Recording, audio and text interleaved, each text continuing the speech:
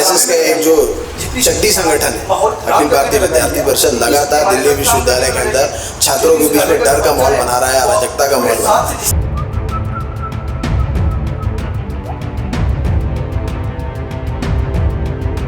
आपको बता दूं, लगातार दिल्ली विश्वविद्यालय में छात्रों को एडमिशन से लेकर प्रोफेसर की नियुक्ति को लेकर लगातार बड़ी बड़ी धांधली हो रही है।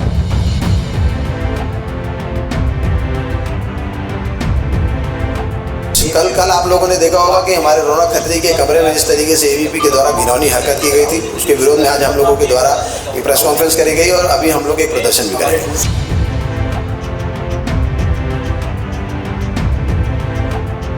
आखिरी मोमेंट में माहौल खराब करने आ गई, महिला सम्मान की बात करती, तो महिला सम्मान की बात ये क्यों नहीं करती जब इनके विधायक रेप करते हैं। हाल ही में भी आपने देखा होगा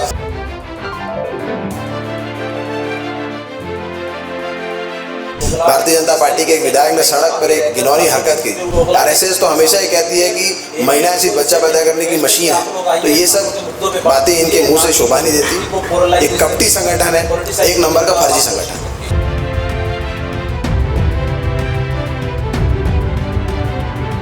जब किसी ने शोषित वंचित पिछड़े दलित वर्ग की बात की है तो विद्यार्थी परिषद को और सो कॉल्ड संघियों को बहुत परेशानी हुई है। दलित शोषित वंचित पिछड़े वर्ग के छात्रों को डराने की, एक तरह से धमकाने का कार्य वो कर रहे हैं ताकि दलित शोषित पिछड़े वर्ग का छात्र अपनी आवाज ना उठा पाए और उनकी आवाज दबी रहे।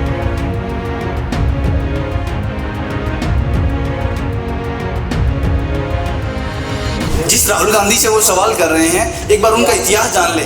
व्हाट्सएप यूनिवर्सिटी से पढ़ के आप संघी तो बन गए, लेकिन आपको उनका इतिहास नहीं पता। वो उस परिवार से आते हैं जिस परिवार ने इस देश के लिए बलिदान दिए हैं, देश के लिए अपनी जान तक न्यौछावर की है। उस राहुल गांधी से आप क्या सवाल करते हैं? आपको शर्म आनी चाहिए इस बात को।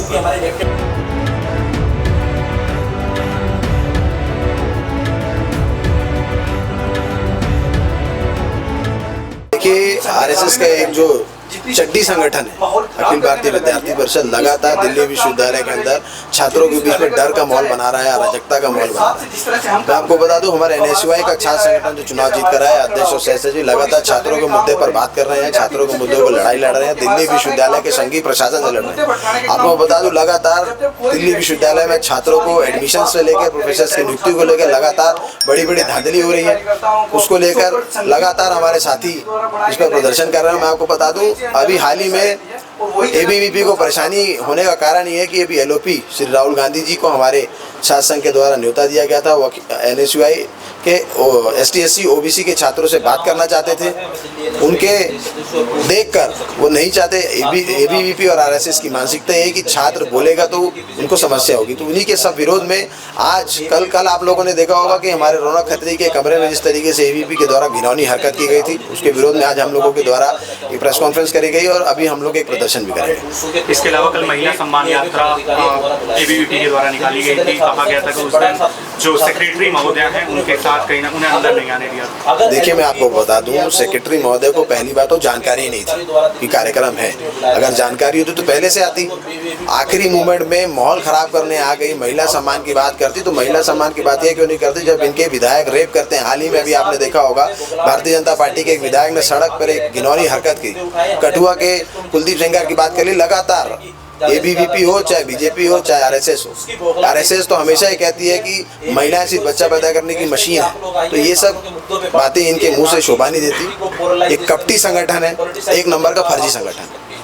राहुल जी के विजिट के बाद जिस तरीके से एक तरीके से उनके अंदर एक आक्रोश आया, एंट्री ये थोड़ी बताएंगे। एलओपी है, राहुल गांधी जी को कहीं जाने की परमिशन किसी की जरूरत नहीं है। लीडर ऑफ अपोजिशन है, छात्र अगर बुलाएंगे तो राहुल जी जाएंगे। और आपको मैं बता दूं, आरएसएस का सिर्फ एक सूत्री एजेंडा ये है कि छात्रों को बढ़ने ना दें, एसटी/एससी ओबीसी का दबाव करना, उनको बढ़ने ना देना, एक सिर्फ और सिर्फ एक सूत्री काम है आरएसएस का। की कोशिश की है। आज प्रेस कॉन्फ्रेंस एनएसयूआई के द्वारा की गई, क्या कुछ मुद्दे इसमें डिस्कस हुए? जिस तरह से 2-3 दिन से विद्यार्थी परिषद के कार्यकर्ताओं ने पूरे विश्वविद्यालय परिसर का माहौल खराब करने का काम किया है, उसी की बदौलत आज हमने प्रेस कॉन्फ्रेंस की है।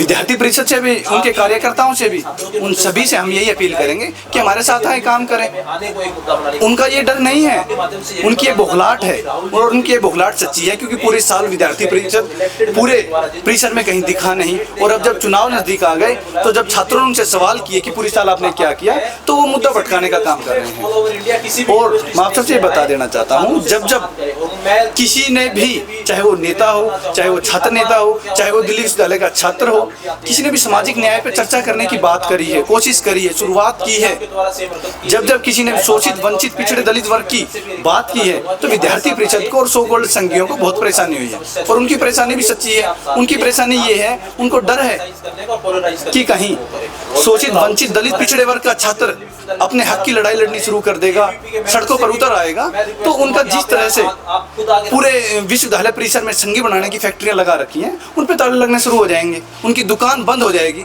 और इसी की बदौलत, इसी से वो मुद्दा भटकाने की, इसी को वो दलित, शोषित, वंचित, पिछड़े वर्ग के छात्रों को डराने की, एक तरह से धमकाने का कार्य वो कर रहे हैं, ताकि दलित, शोषित, पिछड़े वर्ग का छात्र अपनी आवाज़ ना उठा पाए और उनकी आवाज़ दबी रहे। आसपास जीसू कैंपस में राहुल गांधी के विरोध में तमाम पोस्टर्स जो है बीजेपी के द्वारा लगाए गए हैं, इस पर क्या कुछ? उन्हें शर्म आनी चाहिए जिस तरह के पोस्टर्स उन्होंने लगाए हैं। जिस राहुल गांधी से वो सवाल कर रहे हैं, एक बार उनका इतिहास जान ले। व्हाट्सएप यूनिवर्सिटी से पढ़ के आप संघी तो बन गए, लेकिन आपको उनका इतिहास नहीं पता। वो उस परिवार से आते हैं जिस परिवार ने इस देश के लिए बलिदान दिए हैं, देश के लिए अपनी जान तक न्यौछावर की है। उस राहुल गांधी से आप क्या सवाल करते हैं? आपको शर्म आनी चाहिए इस बात के ऊपर। छात्र संघ आज का है आम आदमी पार्टी का वापस दिल्ली यूनिवर्सिटी में, इस पे क्या कहना चाहिए? वो छात्र संघ नहीं आए हैं। वो जिस तरह से उनके नेता अब बिल्कुल हार चुके हैं, बिल्कुल थक चुके हैं, तो ये अगर वो अभी जैसे आए हैं, आज से 5 साल पहले क्यों नहीं आए वो? जब उनके नेता फ्री हो जाते हैं तो टाइम पास करने का वो कोई साधन ढूंढते हैं, और टाइम पास करने के लिए अच्छी जगह वो ढूंढ रहे हैं। और मैं सभी छात्रों से यही अपील करूंगा, एसएफ का मतलब है जिस भी छात्र को अपना समय जाया करना हो, खराब करना हो, तो वो एज सुन एज पॉसिबल उसे ज्वाइन करे और अपना समय खराब करे।